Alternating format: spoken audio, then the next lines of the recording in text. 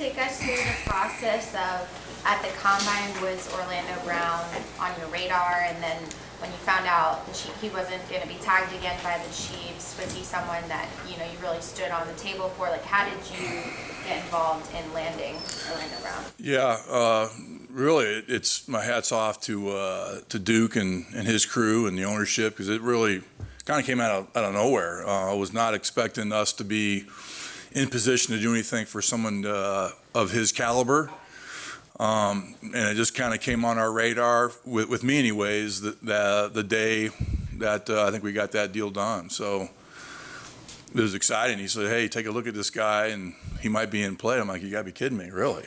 Wow. I was like, so that was surprising. And so like I mentioned, ownership group and Duke, man, and his crew is like, wow, it's fantastic. So it's an exciting day for the Bengals. What was your reaction? What was your reaction when the deal did get done? I was like, well, when it officially got done late at night, I guess I was kind of already in bed sleeping. So I woke up to a bunch of text messages early in the morning. I was like, what? It must have went down. I was like, wow. So it was a little surprising and exciting. So I didn't need much coffee to wake me up that morning. I'll tell you that. That was fun. Frank? He's got great length. He's got great size. He's got really good feet for a man his size. He's stout. He can displace people in the run game. And I keep mentioning this. It's amazing to me that the success he's had on both sides at this level. It's impressive. Really, credit to him. I mean, obviously. So it's pretty fantastic. So he's a talented player, and just getting to know him. And from all accounts, with people that I've checked in on him, and his past coaches, past teammates, all had glowing things to say about what kind of a man he is, what kind of a guy he is. So, Frank, there was a report earlier today that Jonah's requested a trade. Have you talked to him since this has gone down? Yeah, we've reached out to Jonah. I've reached out to Jonah, and I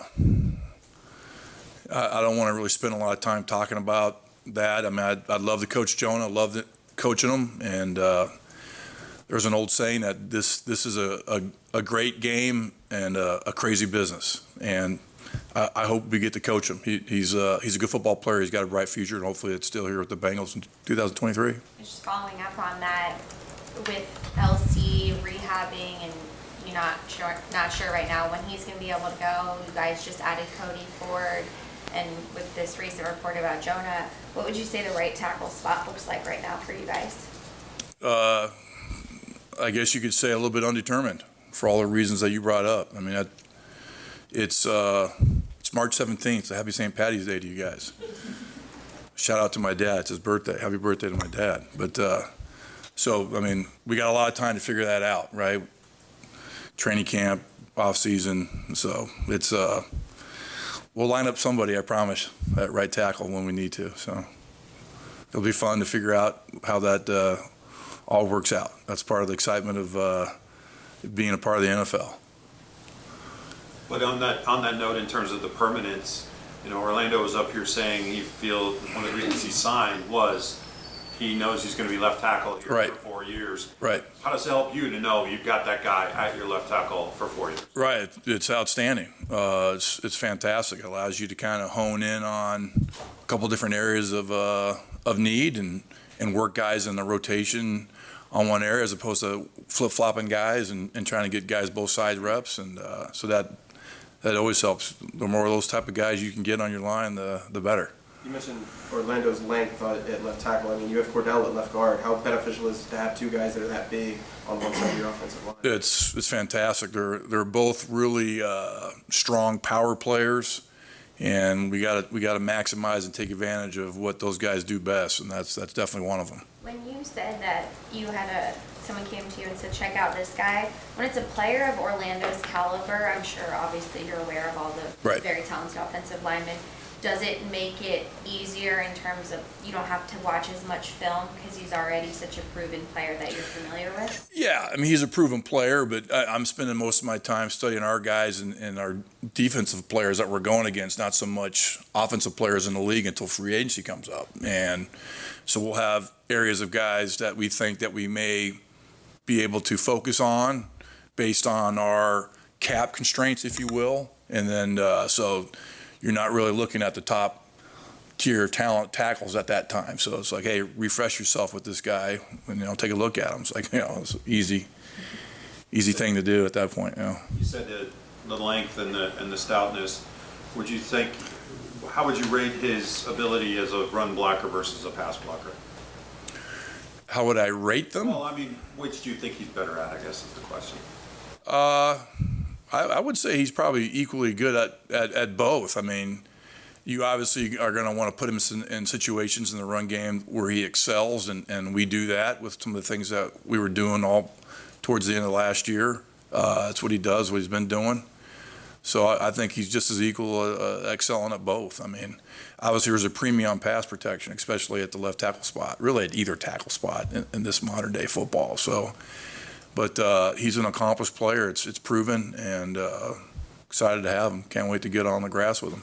Sorry if I asked you this, Frank, but in 2018, did you work him out? And what was your impression of his combine? I don't think I worked him out in 2018. I was there, I want to say, before and then after. I had OU on both ends.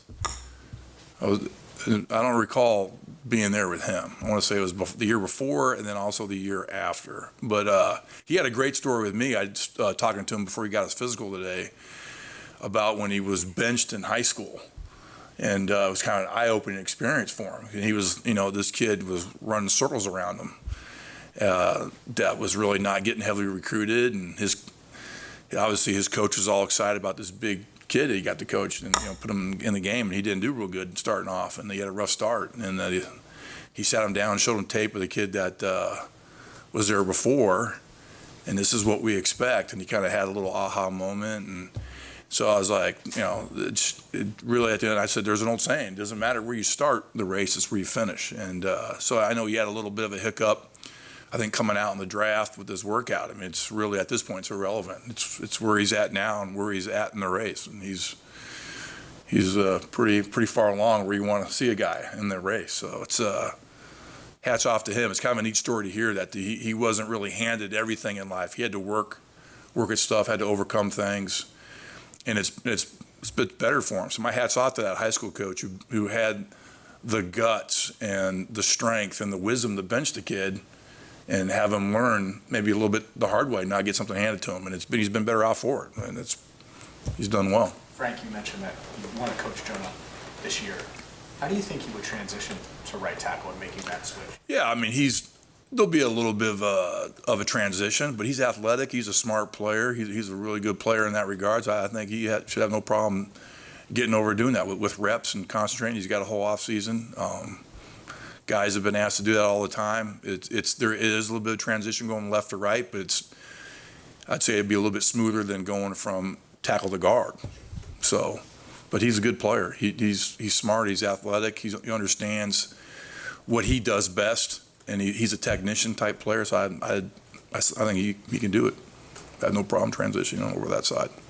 Orlando described himself kind of as old school because maybe that athleticism isn't compared in size. Do you see that? Do you see him as a guy that could fit in 20 years ago in the league? Yeah, absolutely.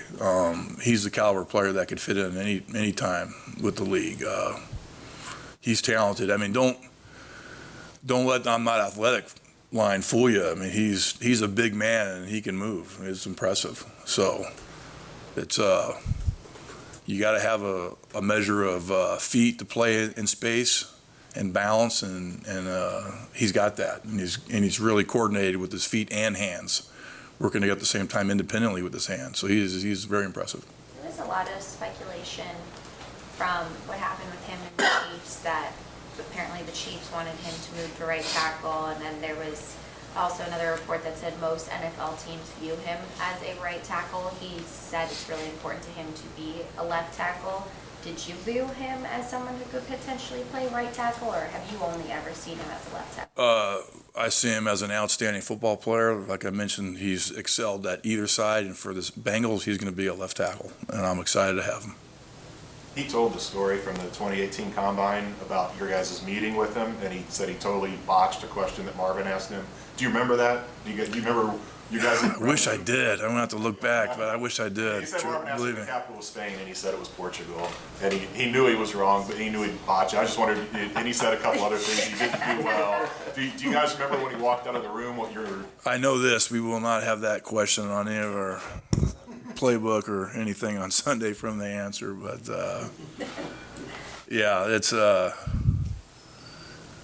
kind of funny. Some things that approaches coaches and teams make or take to try to get inside a kid. How's he learn? How's he process and all that stuff, and that that the whole nerves and all that stuff is something you always got to take into account. But yeah, that's funny. You obviously want the player to be able to play well and proficiently at his position, but how much does it matter to you that a guy like Orlando could fit into the room well and understand the culture and all of that of the offense? Well, that's huge. To me, that's line one.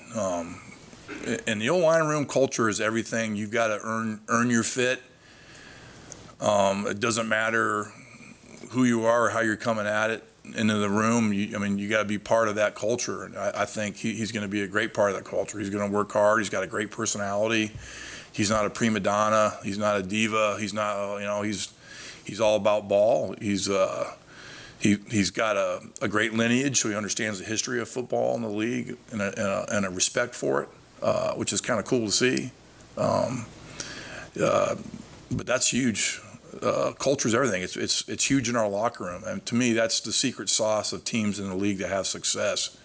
The NFL wanted parity, and they got it. What separates teams is football character and leadership in the room that comes out from the players, and we are very fortunate that Zach and Duke have done an outstanding job of cultivating that and brought in players that help cultivate that, and it permeates throughout the whole locker room, and obviously it's found its way into my room, and that's line one. I hang my hat on that till the day I die. If you don't have that, you don't have a chance.